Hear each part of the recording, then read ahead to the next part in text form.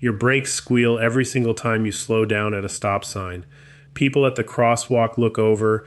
Your neighbor mentioned it last week like you didn't already know. And somewhere in the back of your mind is a number. $120, because that's what the shop quoted you the last time this happened, for a job that took the tech under 2 minutes to actually do. I'm going to show you that exact fix in this video. 90 seconds, one tool you probably already own, $0 spent. But before I get into it, I want you to understand why this noise is happening in the first place.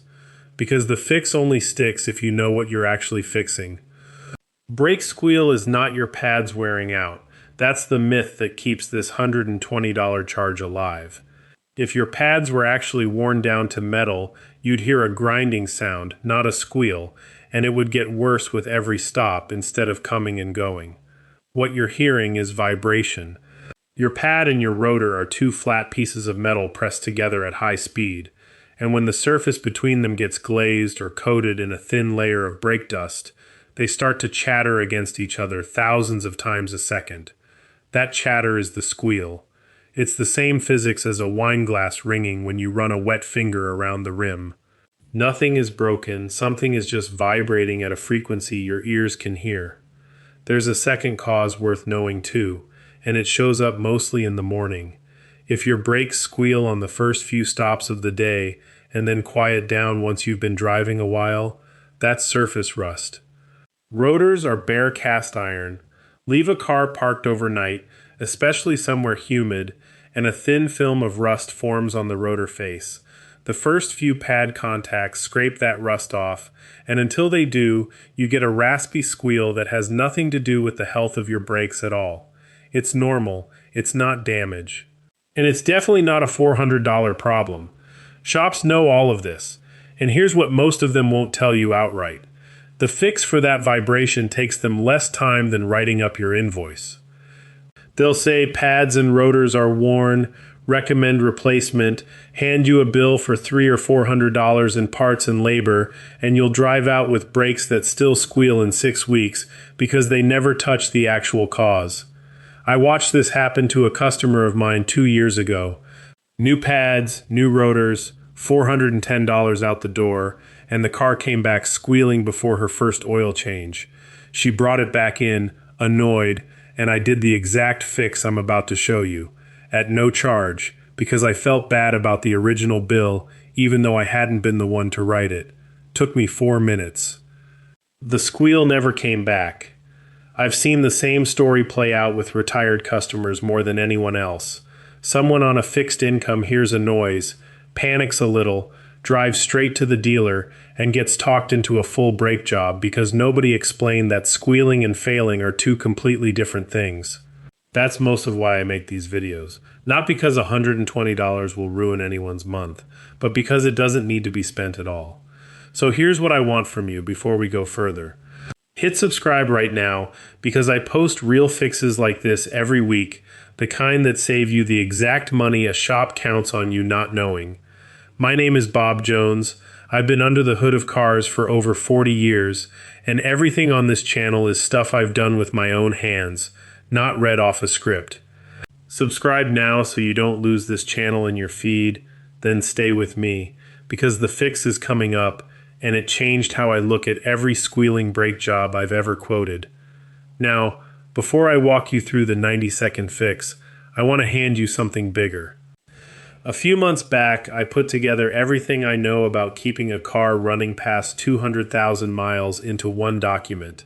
60 pages, no filler, no stock photos of engines, just the actual checklist I use on my own vehicles and the ones my regular customers bring in.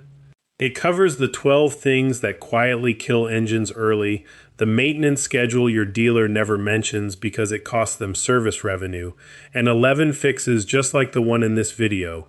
Jobs shops charge real money for that. Take you minutes in your own driveway. I priced it at $19, which is less than what most shops charge just to look at your car before they tell you what's wrong with it. The link is in the description and pinned in the first comment. I get messages every week from people who paid for one repair using something they found in that book, and said it paid for itself 10 times over on the first fix alone. That's the whole point of putting it together. I don't want you back in a waiting room chair reading 3-year-old magazines while someone in a jumpsuit decides what your car needs. I want you to already know a few things people ask me about the book. It's a PDF, so it works on your phone, your laptop, whatever you've got open when you're standing in the garage. It's not written for mechanics. I wrote it for the person who can turn a wrench but doesn't want to spend 4 years in a trade program to understand their own car. And if you read through it and decide it wasn't worth the $19, email me and I'll refund you. No questions, no argument. I've had exactly 2 people ask for that refund out of a few thousand copies sold, and honestly, I think one of them emailed the wrong address by accident. People also ask why I don't just put all of this in free videos instead. Some of it I do, like this one. But a video is easy to watch once and forget. The book sits on your phone, organized by what's actually wrong with your car, so when your check engine light comes on or your AC stops blowing cold, you're not digging through 40 of my videos trying to remember which one covered it. It's the difference between a friend giving you advice one time and having that friend's number saved for whenever you need it. Grab it while you're thinking about it, because the price goes up once I finish the second edition I'm working on right now. Links below. Okay, let's get your brakes quiet. Here's what you need: a jack, a lug wrench, and a can of brake cleaner. That's it. No specialty tools, nothing you have to borrow from a neighbor. Step 1. Jack up the car and pull the wheel on whichever side is squealing. If both sides squeal, you're doing both, but the process is identical. Just double the time. Step 2. Look at the caliper, the piece that clamps down on the rotor. You'll see 1 or 2 slide pins holding it in place, usually with rubber boots covering them. These pins are supposed to let the caliper move freely as the pad wears down. 9 times out of 10 on a squealing brake, these pins are dry or gummed up with old grease that's turned hard. When the caliper can't move smoothly, it sits slightly crooked against the rotor, and that crooked contact is what starts the vibration that turns into squeal. Step 3. Pull the caliper off, following whatever bolts hold it to the bracket, and let it hang from the suspension with a bungee cord or a bit of wire so you're not stressing the brake line. Pull out the slide pins. Step 4. Wipe the old grease off completely with a rag. Spray brake cleaner on the pins and let them dry. Step 5, and this is the part that actually fixes the squeal, apply a thin coat of high-temperature brake caliper grease to the pins before sliding them back in, not regular grease from your toolbox. Brake grease is rated for the heat your rotor generates, and it won't melt away and gum up again in a week. A small tube costs about $4 at any auto parts store and lasts years, which is about as close to free as this fix gets. While the caliper is off, take a look at the back of your brake pads. There should be a thin metal shim between the pad and the caliper piston. If it's missing or badly rusted, that's another common cause of squeal, and shims are a couple dollars each if you need to replace them. If they're intact, just clean off any surface rust with a wire brush. Step 6. Slide the caliper back onto the pins, torque the bolts back down, and put your wheel back on. Repeat on the other side if needed. Take it for a slow drive around the block, brake gently a few times to reseat everything, and listen. For most people, that squeal that's been driving you and everyone at the intersection crazy is gone. A couple of things to check while you're already in there, since you've got the wheel off anyway. Look at the pad thickness itself. Anything under a 1/4 inch of material means you're getting close to needing new pads regardless of the squeal, so don't ignore that if you see it. And run your hand along the inner edge of the rotor, the part facing the engine. If you feel a lip or a ridge, that's normal wear and nothing to worry about at this stage, but a deep groove you can catch a fingernail in is worth having looked at properly.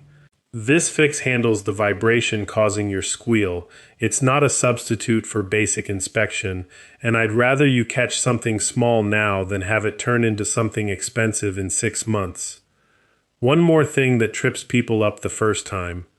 If you push the caliper piston back in to make room for reinstalling, do it slowly, and keep an eye on your brake fluid reservoir under the hood.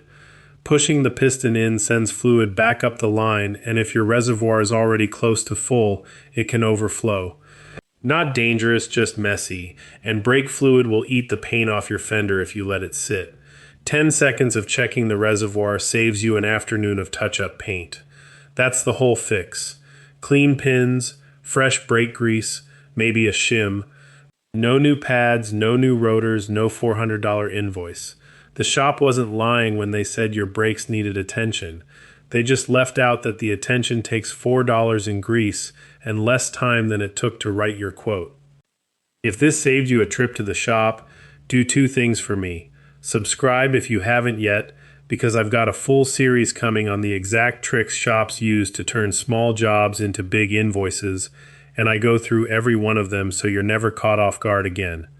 And grab that repair guide in the description if you want the full list, not just this fix, but the other 60 pages of things that'll keep your car running and your wallet a little heavier than it would be otherwise.